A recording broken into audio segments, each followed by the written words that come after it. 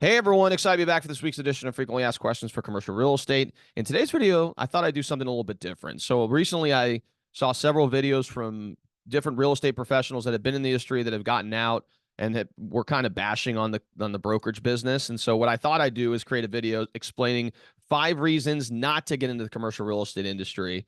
And hopefully you gain some insights from it. And if in fact you either associate or don't associate with these 5 characteristics, maybe a career in commercial brokerage is right for you. Now, before we dive into this video, I'd greatly appreciate it if you can like and subscribe to this channel. It really does help with the YouTube algorithm and ensures more and more people can hear this message and learn about the many facets of commercial real estate. So now you've done that, go ahead and like and subscribe below. Let's go ahead and dive into this episode. All right, so in today's video, I wanted to share the 5 reasons not to get into commercial brokerage. So the first reason not to get into commercial brokerage is if you think it's a get-rich-quick scheme, or not necessarily get-rich-quick scheme, but you think you're going to be able to get rich quickly in the industry. I often share the story of myself that my first year I generated $13,000 in commissions. And the second year, I think I didn't do much better. I think I got up to 40,000. So really the first 3 years in the industry, I really didn't make almost any money whatsoever. I'm in year 5 now and starting to get the flywheel effect going. But again, it takes a while to get ramped up in this business. And so if you think you see these professionals selling these large office buildings, industrial buildings, retail centers, and you think, oh, I'm going to go into the business and make a fortune, the first few years, that's not the case. And so if you have that perspective, commercial real estate brokerage is definitely not for you, and you should not jump into the space. So that's number one. It's not a get rich quick scheme. Along with that, number 2 is if you don't like people or sales. Now, you don't have to have sales experience. I myself never had any sales experience. I had service industry experience. I was a busser. I served. I managed a restaurant for a little while. But as far as the actual act of sales, all my background's in engineering, so I did not have direct sales experience. But I've always loved people. I love consulting people, and so it's an industry that kind of plays to my natural strengths. And so if you yourself don't like interacting with people in that capacity, if you don't like to be able to help and aid people to find either a product or service or whatever that is to be able to suit their needs so that they can ultimately achieve whatever goal they're trying to achieve, then the commercial real estate business may or may not be for you. And I think part of that is that you really have to put yourself in the shoes of the business owner or the investor and try to provide them with something that is ultimately going to help them achieve their goals, because we are service providers. We help them facilitate a transaction that ultimately will place them in a building that they can operate their business out of, or maybe help them place their capital to then grow over time in investment property. So again, if you don't like people in that capacity, or you don't like sales, then this is definitely not the industry for you, and you should not join the brokerage business. So that's number 2. Number 3 is if you're not entrepreneurial, or you don't have an entrepreneurial leaning. Now, the reason I say this is because the people that we serve are entrepreneurs by nature. They are business owners. They are investors.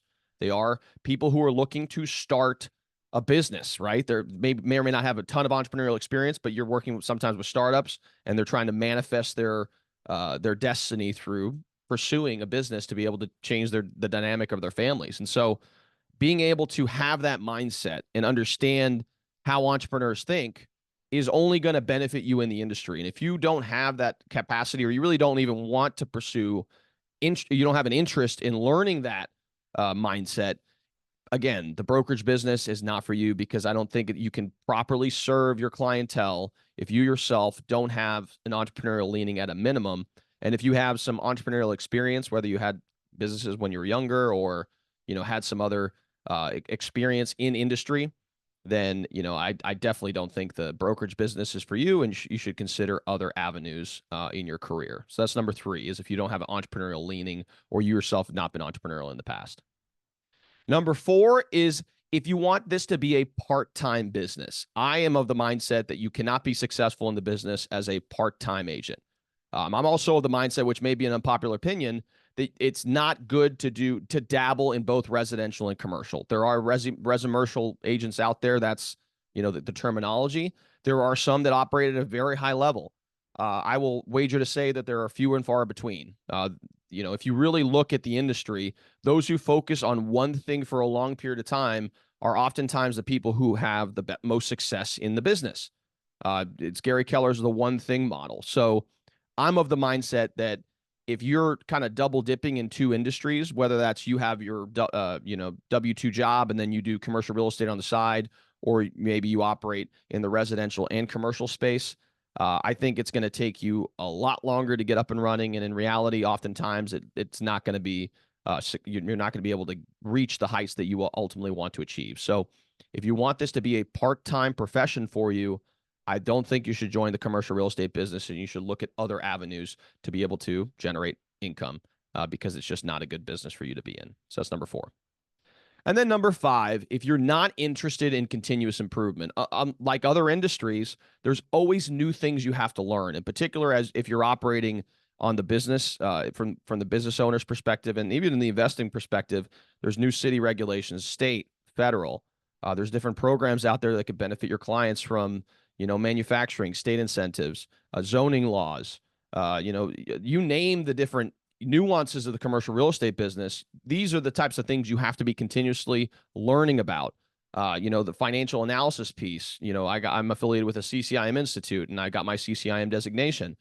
That's continuous improvement that you want to be continually trying to achieve. Because again, for you to be the best professional you can be and serve your clients to the best of your ability, you have to constantly be improving. And so if you're uninterested in doing that, if you're not interested in reading, if you don't just have any desire to be coached, if you like going through the motions and just trying to stamp your card from 9 to 5 p.m., this is definitely not the industry for you. And I think you would be better served pursuing other avenues. And again, you'll be much happier in other industries as well. So those are some of the 5 key characteristics or reasons why you should not join the commercial brokerage industry.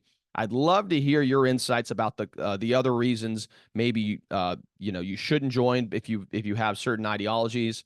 Feel free to type away in the chat box. I would really appreciate feedback on this video. Along with that, if you yourself are looking to get in the industry, please give me a call if you have any questions. I'm always more than happy to share insights about my experiences, and maybe you can determine whether or not it could be a good fit for you based on what I can share as far as insights. So again, hopefully you guys gain some value from this video. Please like and subscribe to this channel. It does make a huge impact on our ability to reach a broader audience, and we would greatly appreciate the support. So thanks again for tuning in, and we'll see you all next time.